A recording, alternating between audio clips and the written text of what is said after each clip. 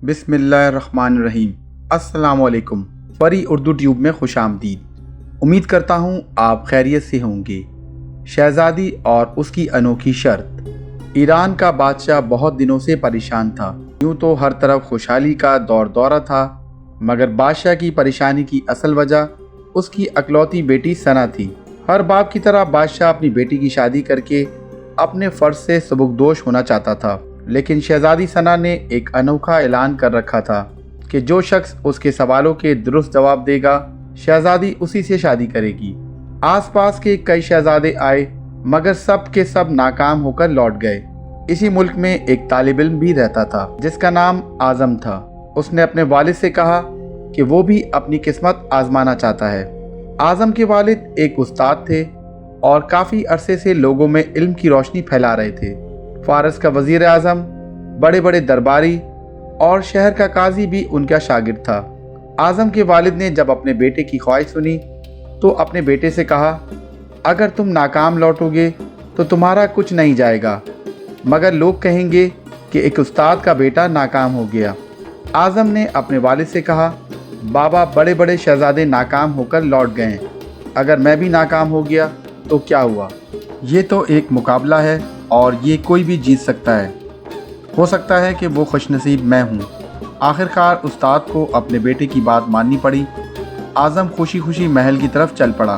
पूरे शहर में ये खबर जंगल की आग की तरह फैल चुकी थी कि एक आलिम का बेटा बादशाह के दरबार में अपनी किस्मत आजमाने आया हुआ है। इलाके के लोग मुकर्रर वक्त पर बादशाह के महल में पहुँच गए। बादशाह का महल लोगों से खचाखच भरा हुआ था। बादशाह अपने तख्त पे बैठा था। शहज़ादी सना भी महल में मौजूद थी। वज़ीर, अमीर, दरबारी और अवामुन्नास सब दरबार में मौजूद थे। शहज़ादी ने अपना पहला सवाल अजीब अंदाज में किया। शहज़ादी ने अपनी शहादत की उंगली फ़िज़ा में बुलंद की।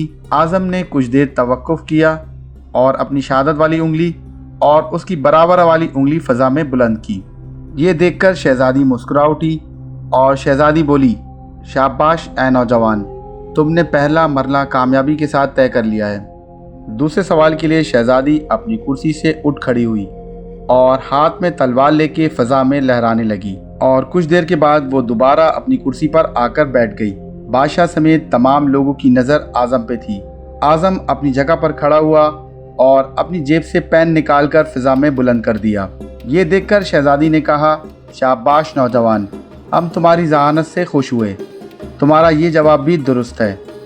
ये सुनते ही बादशाह का दरबार मुबारक हो की आवाज़ से गूंज उठा। लेकिन वो दो सवालात क्या थे और इन दोनों सवालों के क्या जवाब थे? दरबार में मौजूद हर शख्स इस बारे में सोच रहा था। शहज़ादी ने क्या सवाल किए थे और आज़म ने इन सवालात के क्या जवाब दिए थे? महल में मौजूद सब लोगों के लिए ये एक राज था। शहज़ादी ने अपना तीसरा सवाल भी अजीब अंदाज में किया। शहज़ादी अपनी नशिस्त से खड़ी हुई और तेज़ी से सीढ़ियों से उतरी और फिर तेज़ी से वापस सीढ़ियाँ चढ़कर वापस अपनी नशिस्त पे बैठ गई। महल में मौजूद तमाम लोगों के लिए ये सवाल भी अजीब व गरीब था। हर तरफ खामोशी थी। लोगों ने अपनी सांसें थाम रखी थी और आज़म के भी हाथ पांव ठंडे पड़ रहे थे। आखिरकार आज़म अपनी जगह से उठा और अपने दिल पर हाथ रखकर शहज़ादी की तरफ देखने लगा। ये देखकर शहज़ादी मुस्कुराई और कहा, मरहबा मरहबा, ऐ नौजवान, मुबारक हो, शहज़ादी ने तुम्हें पसंद कर लिया है। ये बोलकर शहज़ादी शर्मा कर महल के अंदरूनी हिस्से में चली गई और पूरा महल मुबारक हो की आवाज़ से गूंज उठा। आज़म खुशी से झूम रहा था और दिल ही दिल में अल्लाह का शुक्र अदा कर रहा था जिसने उसे यह एजाज़ बख्शा। बादशाह ने आज़म से कहा, ऐ नौजवान, तुमने शहज़ादी को तो मुतमईन कर दिया है, मगर अब ये बताओ कि शहज़ादी ने तुमसे क्या सवालात किए थे और तुमने उन सवालात का क्या जवाब दिया था? अगर तुमने एक भी सवाल का गलत जवाब दिया तो तुम्हारी गर्दन उड़ा दी जाएगी।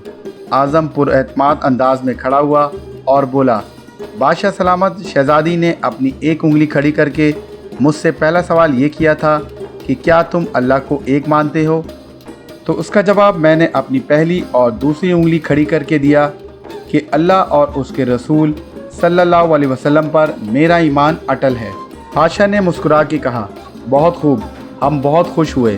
फिर थोड़े तवक्कुफ़ के बाद आज़म ने कहा, फिर शहज़ादी ने तलवार को फ़िज़ा में लहरा के सवाल किया, کہ بتاؤ इससे भी बड़ा कोई हथियार है। जिसके जवाब में मैंने अपनी जेब से पेन निकाल कर कहा, हाँ, कलम का वार तलवार के वार से ज़्यादा गहरा होता है। बादशाह ने आज़म की हौसला अफजाई की और कहा, माशाल्लाह नौजवान, तुमने हमारा दिल जीत लिया।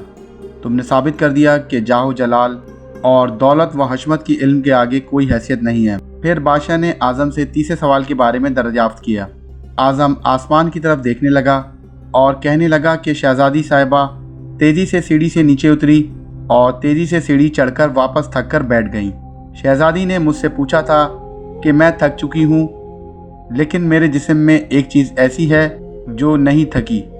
तो मैंने उसका जवाब दिया, दिल, क्योंकि दिल वो वाहिद चीज़ है जो पैदाइश से मौत तक बगैर थके धड़कता रहता है। बादशाह ने आज़म को पास बुलाकर उसे गले से लगा लिया और कहा, लोगों गवाह रहना, मैंने हकदार का हक अदा कर दिया है। मेरी बेटी ऐसे शख्स की बीवी बन रही है जिसके पास इल्म की दौलत है, जिसको कोई चुरा नहीं सकता और ना ही कम कर सकता है। बादशाह ने खुशी खुशी आज़म और शहज़ादी की शादी कर दी। दोस्तों, उम्मीद करता हूँ आपको ये अनोखी कहानी पसंद आई होगी। अगर आपको ये कहानी पसंद आई है तो आप इसे लाइक करें और इसे अपने दोस्तों के साथ शेयर करें और हमारे चैनल को सब्सक्राइब ज़रूर करें।